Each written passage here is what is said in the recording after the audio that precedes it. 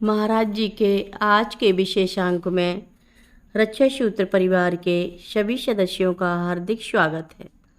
बाबा जी के भक्तों को राम राम। आश्रमों में तो अधिकांश दर्शनार्थियों के लिए आओ, प्रसाद पाओ और जाओ का ही नियम था। गुरु या व्यास रूप में उपदेश, प्रवचन आदि को उन्होंने कभी महत्व नहीं दिया। क्या गीता, रामायण, भागवत आदि में यथेष्ट ज्ञान नहीं है?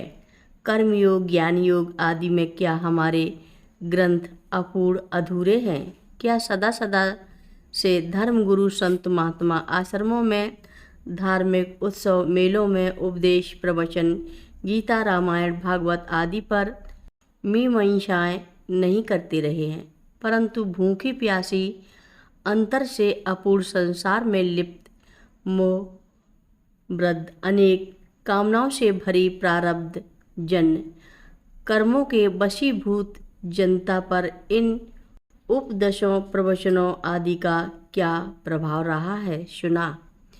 क्षणिक भावावेश भी आया और फिर डूब गई अपनी उसी दुनिया में।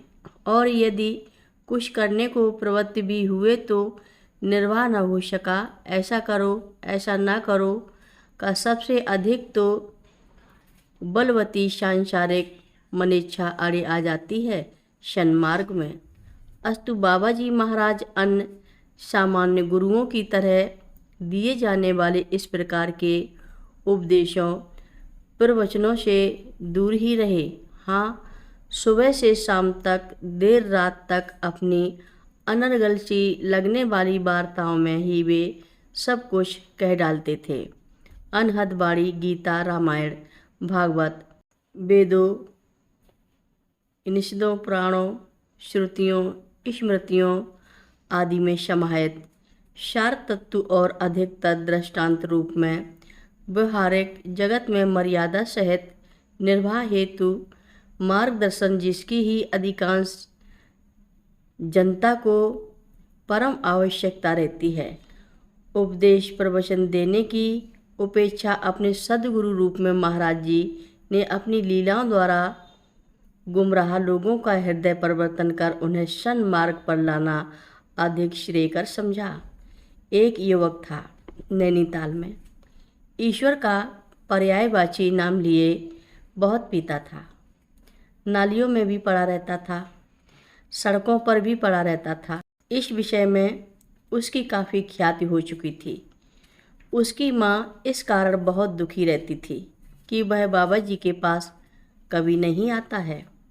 एक दिन प्रभु प्रेरणा से ही बहुत सुबह उसका एक मित्र उसे जबरन कैंची धाम ले आया।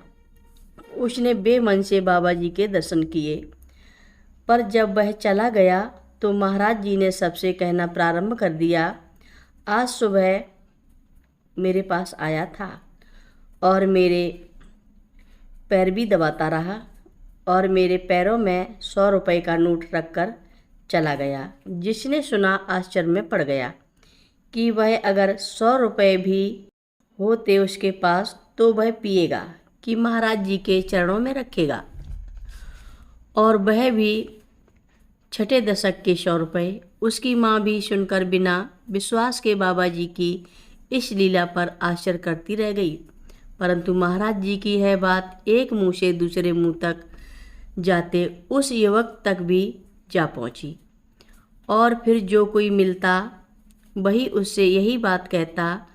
अब तो वह सकते की हालत में आ गया। बाबा जी के अपने प्रति इस भाव को समझ छोड़ी तो नहीं, पर एकदम कम कर दी, परंतु अंतर में वह महाप्रभु के प्रति स्वतः समर्पित हो गया।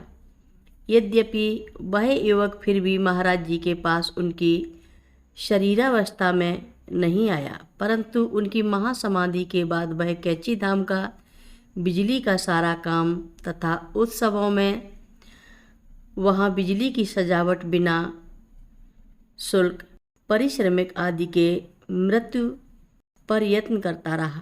महाप्रभु के प्रति अपनी श्रद्धा, अपनी निष्ठा एवं प्रेम की अभिव्यक्ति रूप में। हर रोज महाराज जी की कथाएं सुनने के लिए सभी भक्तों का धन्यवाद। सभी भक्त रक्षा सूत्र चैनल को सब्सक्राइब करें, शेयर करें और लाइक करें। घंटी बजाना ना भूलें।